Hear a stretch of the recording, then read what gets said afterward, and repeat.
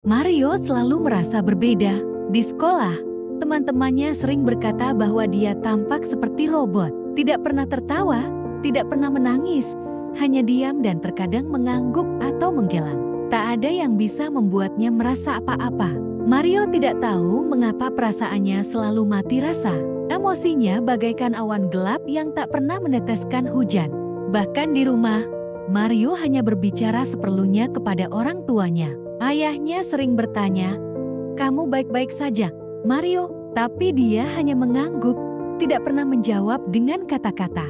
Suatu hari, di sekolah Mario ada seorang murid baru pindahan dari kota lain bernama Ceria. Saat Mario sedang duduk sendirian di bangkunya di kelasnya, tiba-tiba seorang gadis dengan senyum lebar mendekatinya. "Hai, nama aku Ceria. Boleh duduk di sini?" tanya gadis itu sambil tersenyum ceria. Mario hanya mengangkat bahu dan membiarkannya duduk di sebelahnya. Ceria berbeda. Dia bercerita tentang segala hal, mulai dari acara televisi favoritnya hingga mimpi-mimpi lucu yang dia punya. Tanpa peduli apakah Mario mengangguk atau hanya diam, Ceria terus berbicara dengan penuh semangat. "Kamu tahu, Mario, aku selalu berpikir kalau hidup ini seperti buku yang belum selesai. Ada banyak halaman yang penuh warna, dan kita bisa memilih petualangan baru setiap harinya," katanya dengan antusias. Mario hanya menatapnya dengan mata kosong. Apa maksudnya itu? Hidup seperti buku. Bagaimana bisa ceria begitu saja? Namun, ada satu hal yang aneh. Setiap kali Ceria tertawa, meskipun Mario tidak merasa apa-apa, dia merasa sedikit lebih ringan. Suara tawa Ceria yang tulus seperti sebuah melodi yang menggugah sesuatu yang terpendam dalam dirinya. Meskipun Mario tidak bisa merasakan kegembiraan, dia merasakan kehangatan yang datang dari gadis itu. Sesuatu yang tidak pernah dia rasakan sebelumnya. Hari-hari berikutnya, Ceria terus menghampiri Mario. Tidak peduli bagaimana responsnya, Ceria selalu datang dengan cerita baru dan senyum cerah. "Mario, kamu harus coba.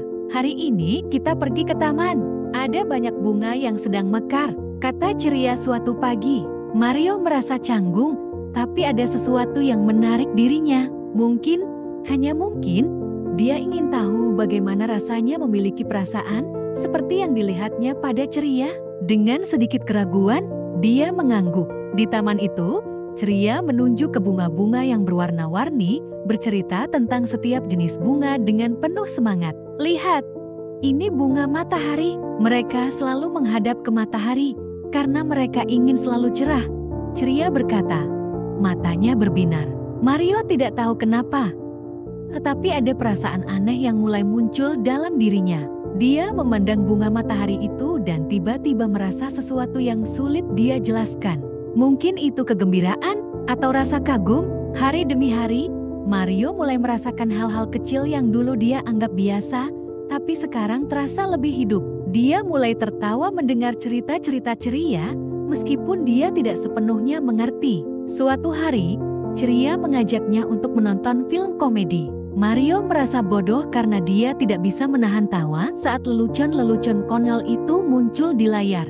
Pada saat yang sama, Mario merasa cemas. Apa yang sedang terjadi pada dirinya? Dia yang dulu selalu tertutup dan dingin, sekarang mulai merasa sesuatu yang lebih dari sekadar kosong.